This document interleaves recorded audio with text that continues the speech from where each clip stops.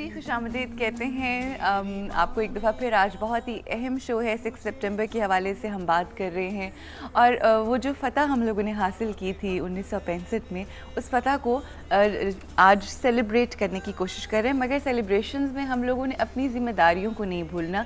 Celebration में हमने उस जोश, उस यकजहती, उस जज्बे को नहीं भूलना जो इसकी आज भी हमारे इस मुल्क को ज़रूरत है। और ये ज़रूरत आज कल की नहीं बल्कि ये हमेशा रहने वाली है। और हमें यकीन है जहाँ पर नसरुल्लाह साहब के जवान बेटे जैसे जवान जिस धरती पर बसते हों, ऐसा हो ही नहीं सकता कि जज्बा कभी ख़त्म हो और कभी भी दुश्मन को हमारे मुल्क को दुश्मनों से किसी भी किस्म का कोई ख़तरा हो। ब्रिगेडियर साहब, आप गुफ्तगू कर रहे थे, आप बता रहे थे हमें जो एक दूसरा मार्का मेजर शफकत बलोच 6 सितंबर से लेकर 11 सितंबर तक फिर मेजर राजा अजीज भट्टी अपनी कंपनी के साथ बीआरबी कैनाल पे दुश्मन के एडवांस को रोकते रहे और फाइनली 11 को फिर उनको एक टैंक शेल लगा और वो शहीद हो गए। निशाने हैदर उनको मिला। क्या बात है।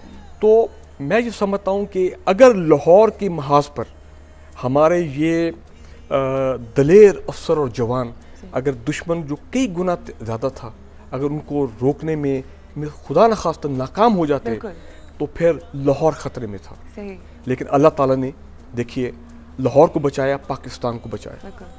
इसके अलावा जब लाहौर में ये जंग हो रही थी तो सियालकोट की तरफ भी बिल्कुल हमला हुआ। इंडिया की जो 1 आर्मर्ड डिवीजन है जिसको वो फख्र हिंद कहते थे, उसकी मूवमेंट जो है वो शुरू हो गई थी सियालकोट की तरफ पेश करने। उनका मकसद ये था कि हम पाकिस्तान को पैरालाइज करेंगे और जीटी रोड को वो काटना चाहते थे बिटवीन सियालकोट एंड वजीराबाद। सही। तो मकसद उनका ये था कि अब सियालकोट पे हमला किया जाए। वहाँ पे भी एक हमारा इन्फेंट्री ब्रिगेड था और टैंक रेजिमेंट थी और फिर चविंडा के महाज पे मशहूर टैंक बैटल हुई और वहाँ पे भी उनको पसपाई हुई। सही। तो 6 सितंबर से 23 सितंबर तक उनकी बड़ी कोशिश थी कि किसी तरह वो ब्रेकआउट कर जाएं, लेकिन उनके जो आर्मर्ड डिवीजन थी वो नहीं कर सकी और जारी बात है उनको वहाँ पे बहुत नुकसान उठाना पड़ा। तो लाहौर को भी अल्लाह ताला ने बचाया, सियालकोट को भी अल्लाह ताला ने बचाया। बिल्कुल बिल्कुल। 7 सितंबर को इंडियन एयरफोर्स ने भरपूर तरीके से सरगोदा पे हमला किया और आपको याद है कि सरगोदा पे उस वक्त मशहूर आज भी वो हयात हैं और हम उनको हमेशा खराजी तहसीन पेश करते हैं, स्क्वाड्रन MM आलम। एक ही एयर के मार्के में, फजाई मार्के में जनाब 4 हंटर तैयारे एक वक्त उन्होंने डिस्ट्रॉय किए और ये था 7 सितंबर। तो सरगोदा के इस मार्के पे उनको 17 जुर्रत मिला। लेकिन 6 सितंबर को लाहौर के पास इंडियन एयरफोर्स के जब जहाज़ों ने हमला किया तो उसमें भी स्क्वाड्रन MM मौजूद थे और उधर भी उन्होंने दुश्मन के 3 तैयारे कराए। तो उनको उस 6 सितंबर को भी 17 जुर्रत मिला और 7 सितंबर को भी 17 जुर्रत मिला। आप बहादुरी देखें कि कैसे प्रोफेशनल और दुलेर हवाबाज। बिल्कुल। अच्छा, जहाँ पे हम स्क्वाड्रन MM आलम की बात करते हैं पाक फजाइया के हवाले से, और ये भी बता दूं कि with in 4 days of the war 10 या 11 सितंबर तक पाकिस्तान एयरफोर्स ने इंडियन एयरफोर्स पे कंप्लीट एयर सुपीरियरिटी जिसको कहते हैं वो एस्टैब्लिश कर ली थी। यानी कि ये 10 सितंबर के बाद पाकिस्तान एयरफोर्स राज करती थी फजाओं में। अच्छा। क्योंकि इतना नुकसान हुआ था पहले 5 दिन में इंडियन एयरफोर्स का, इतनी उनकी एट्रिशन हुई थी, इतने लॉसेस हुए थे। तो जहां मैं स्क्वाड्रन MM आलम और बाकी अपने पायलट्स का जिक्र करते हैं जिनको बहादुरी के अवार्ड भी मिले, तो वहां मैं ये भी कहूंगा कि कौम को उन अपने क्रिश्चियन भाइयों को भी याद रखना चाहिए। सही। 4 ऐसे पायलट थे हमारे क्रिश्चियन भाई एयरफोर्स में। अच्छा। जिनमें मिसाल के तौर पे स्क्वाड्रन मिडिल कोर्ट, उनको जनाब 17 जुर्रत मिला। फ्लाइट लेफ्टिनेंट हार्वी, उनको 17 जुर्रत मिला। अच्छा। फ्लाइट लेफ्टिनेंट ससल चौधरी जो एज ग्रुप कैप्टन रिटायर हो, आज भी हयात है। अच्छा। उनको 17 जुर्रत मिला। And then I remember group captain Eric Hall, उनको 17 जुर्रत मिला। और स्क्वाड्रन मिडिल कोर्ट के बारे में तो ये है कि उनको 65 की जंग में 17 जुर्रत मिला। अच्छा। और 71 की जंग में वो एक बॉम्बिंग मिशन से आ रहे थे तो रास्ते में उनका जहाज जो है वो shot down on the way, उस पर भी उनको 17 जुर्रत मिला। क्या बात है। सो मैं ये कहता हूँ कि हमें इस जंग में इससे क्या साबित होता है कि किसी को ये नहीं परवाह थी कि वो कौन है, किससे उसका ताल्लुक है। हर पाकिस्तानी बात देखिए, उस वक्त जज्बा ये था, कोई ये नहीं कहता था कि ये पंजाबी है, ये सिंधी, जिस तरह आजकल की हमारे सोसाइटी में डिवीजन आ गई है। कोई ऐसी डिवीजन नहीं थी। सब हर शख्स पाकिस्तानी होकर वो उठा था, चाहे वो सिविल डिफेंस के महकमे का था। और मैं कहता हूँ मुझे आज भी याद है 65 की जंग के दौरान कितना बेहतरीन लॉ एंड ऑर्डर था पाकिस्तान में। क्या बात है। कोई खबर नहीं आती थी कि यहाँ पे कोई कत्ल हो गया, कोई डकैती होगी, क्योंकि पूरी कॉमनवेल्थ थी। यहाँ पे हमें रुकना है ब्रेक के लिए, ब्रेक से वापस आएंगे, गुफ्तगू को आगे बढ़ाएंगे। मगर ब्रेक पे जाने से पहले मैं ये ज़रूर कहना चाहूँगी कि ISPR ने आज के स्पेशल दिन की मुनासबत से एक स्पेशल शो डिज़ाइन किया है जो आपको हर चैनल पे देखने को मिलेगा। आप सब लोगों से गुजारिश है कि वो शो ज़रूर देखिएगा, क्योंकि उसके अंदर जो जुर्रतमंदी की, बहादुरी की जो मिसालें मिलती हैं और अजीम माओं की जो कहानियाँ और जिस तरह से उन्होंने बच्चे कुर्बान करके अपने, वो कहती हैं कि हमारे पास और होते तो हम वो भी इस मिट्टी के ऊपर, इस धरती के ऊपर कुर्बान कर देते। ऐसी बात कहना ही बहुत मुश्किल है, और जब आप महसूस करके, फील करके बात कहते हैं तो उसके अंदर जो तासीर आती है वो जब आप ये शो देखेंगे तो आपको ज़रूर पता चलेगा। ज़रूर देखिएगा। यहाँ पे हम रुकेंगे ब्रेक के लिए, ब्रेक के बाद आपसे मुलाकात होगी और गुफ्तगू को आगे बढ़ाएंगे।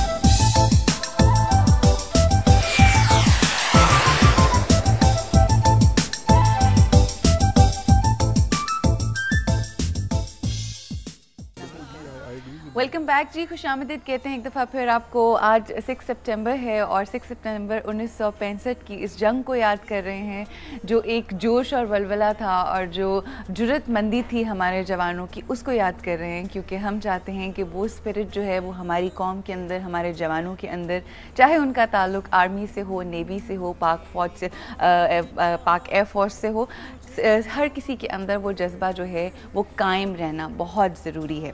सर, मैं पूछना आप दोनों से ये चाहूँगी कि उस वक्त जब ये जंग हुई, पता चला, ज़ाहिर है हर तरफ एक डर, खौफ और सब चीज़ तो थी, हमें यकीन था कि हमारे फ़ौजी, हमारे मुहाफ़िज़ हैं लड़ने के लिए, मगर एक दिल के एक ट्रॉमा होता है।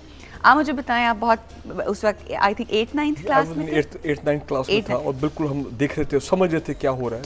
क्या फीलिंग्स थी आपकी, जो एक आम नॉर्मल इंसान था उसकी क्या फीलिंग थी, क्या गो थ्रू कर रहे थे आप, और क्या क्या देखने को आपको, क्या इमेजेस हैं आपके पास? देखें, उस वक्त सूरत हाल ये थी कि किसी पाकिस्तानी को इसके बारे में शक नहीं था कि हम इंशाल्लाह by the grace of God हम कामयाब होकर निकलेंगे। पॉजिटिविटी थी कि हम कामयाब होकर निकलेंगे, क्योंकि हम समझते थे कि हम हक पे हैं। पाकिस्तान पे हमला किया गया है तो हमने पाकिस्तान का जो है वो दिफा करना है। तो मैं ये कह रहा हूँ कि माशरे का हर शहरी, हर तबका, उन्होंने अपने नॉर्मल काम को, मैं समझता हूँ कि वो प्रायोरिटी वो नहीं दी कि उन्होंने कहा कि हम कैसे पाकिस्तान के दफा में कंट्रीब्यूशन कर सकते हैं। मिसाल के तौर पे मुझे याद है रावलपिंडी में, मुझे वो सीन आज भी मेरे आंखों के आगे आता है कि सिविलियन ट्रक भर भर के जा रहे, तो हम देखने आए कि भाई ये ट्रक कौन, इनमें कौन लोग हैं, तो देखा उसमें हमारे पठान भाई हैं।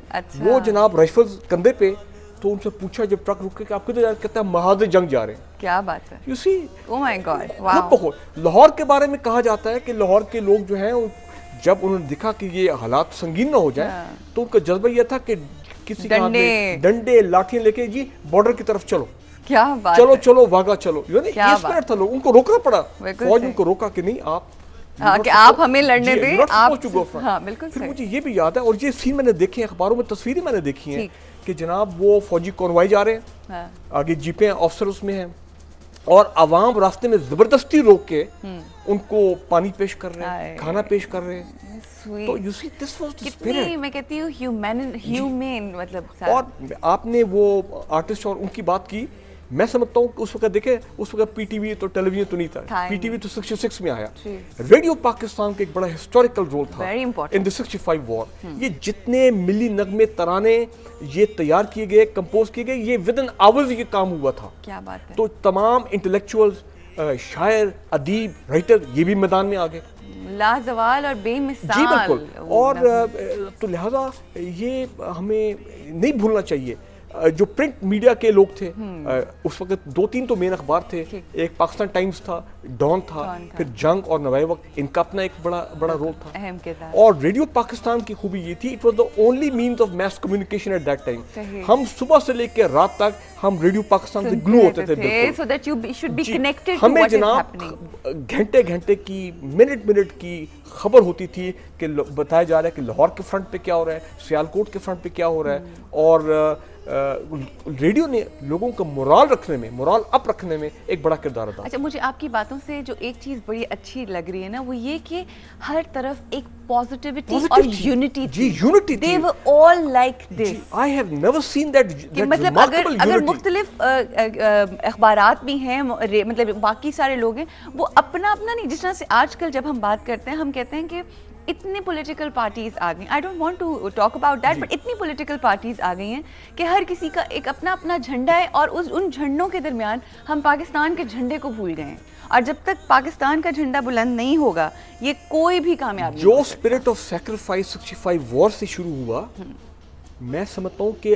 आज भी मुसल्लह फौज में, अवाम में भी वो स्पिरिट ऑफ सैक्रिफाइस मौजूद है। True, I agree with सिर्फ you। मसला हमारा ये है, आई डोंट वांट टू, वो आपके प्रोग्राम को मैं चेंज नहीं करना, रुख नहीं देना चाह रहा, लेकिन अगर वही स्पिरिट ऑफ सैक्रिफाइस हमारी क़यादत में भी आ जाए, हमारे लीडर में भी आ जाए, वो कुर्बानी, जब कैप्टन जहांजेब ने अपनी जान कुर्बान की, तो उसने इसलिए कुर्बान की कि पाकिस्तान की बका और सलामती के लिए उसने जान कुर्बान की, कि पाकिस्तान जो है वो कायम रहे, पाकिस्तान के अवाम खुशहाल रहे। तो कैप्टन जहांजेब ने तो इसलिए जान नहीं कुर्बान की कि जो हम लोगों ने पाकिस्तान का हाल कर दिया। साहब, आप कुछ शेयर करना चाह रहे थे अपने बेटे के हवाले से? हाँ जी, बेटे के हवाले से मैं ये कह रहा हूँ कि वो खासकर अपने जो सबॉर्डिनेट है ना, उनका बहुत ख्याल करता, और उनका ख्याल रखते हुए ही तो उनकी शहादत। हाँ जी, वो मैंने हवालदार लियाकत को उसने भेजा कि अपना मिशन कंप्लीट करके, कि एक मकान रह गया उसको जरा देख, आखिरी मकान रह गया था, सारी सर्च ऑपरेशन जब उसने नॉक किया तो उधर ब्लास्ट हुआ है, यानी उसके अंदर कोई मवाद होगा, दरवाजे में लगाया हुआ था कुछ। ठीक। तो जहांजेब भागा बिल्कुल सीधा उसकी तरफ। ठीक। उसने रास्ता नहीं देखा, ठीक, कि प्रॉपर ट्रैक पे जाऊं, आईडीज लगी हुई थी, उसको होश नहीं था कि मैं, क्योंकि वहाँ पे उन्होंने जाल बिछाया होता है ना, आईडीज की माइंड, सीधा भागा है। बिल्कुल सही। तो जब उससे मेरे ख्याल में 1-2 गज पीछे रह गया, तो अपना पाँव इसका आईडीज पे आया। तो वो व्हीकल के लिए, हाँ जी, व्हीकल के लिए आईडी थी, वो बड़ी जोर से फटी है। तो ये मेरे ख्याल में 5-10 मिनट जिंदा रहा है। तो उसी हेलीकॉप्टर में वो जो ज़ख्मी हुआ था लियाकत हवालदार, वो आया, उसी हेलीकॉप्टर में इसकी डेड बॉडी है। आप ये सोचें कि जिस हवालदार को बचाने के लिए वो गए, वो बच गए, और उनकी अपनी जान जो और थी, दोनों को, जहांजेब को 17 बसालत मिला है, उसको तगमा बसालत मिला। क्या बात। बल्कि यहाँ मैं इंटरेक्ट करना चाह रहा हूँ कि ये जो स्पिरिट है ना, ये हमने बहुत ज़्यादा देखी। दहशतगर्दी के खिलाफ जंग हुई है सवात में, वजीरिस्तान में, बाजौड़ में, कि हमारे यंग अफसर जो है, जारी बात है, captain, major, lieutenant colonel, battalion commander यही होते हैं जो इमीडिएटली जाके हमेशा मैदान जंग में जाते हैं, ब्रिगेड कमांडर सारी। हमारे हमारे अफसरों ने अपने जवानों के लिए, ये बड़े कई ऐसे वाक़यात सामने आए पिछले 3 साल में, कि अपने जवान को, अपने सबऑर्डिनेट को बचाने की खातिर उस अफसर ने अपने आप को, वो आगे गया है। You see, that is the leadership quality, that is the relationship between the leader and the led. उसने कहा कि मैं, कैप्टन जहांजेब ने, कि मेरा हवलदार लियाकत वो इस वक्त जख्मी हुआ है, मैं उसको जाके बचाता हूँ without caring for own life. और ये मैंने साइटेशन भी पढ़ा है, अच्छा, क्या बात, प्रोग्राम से पहले। और देखिए, this is the supreme sacrifice, कि आप अपनी जान की परवाह करते हुए आपने दूसरे की जान बचाने की कोशिश की, और वो भी आपका अपना फौजी जवान। और आपको फिर जब ये पता चलता है कि आप उनके साथ लड़ रहे हैं, जो अपनी जानों को, लोगों को खराब करने के लिए, मतलब ये वो अपने सिपाहियों के साथ इतना इन टच रहता था कि वो अपनी पॉकेट से उनको पैसे, लोन वगैरह देता था, किसको ज़रूरत होती थी।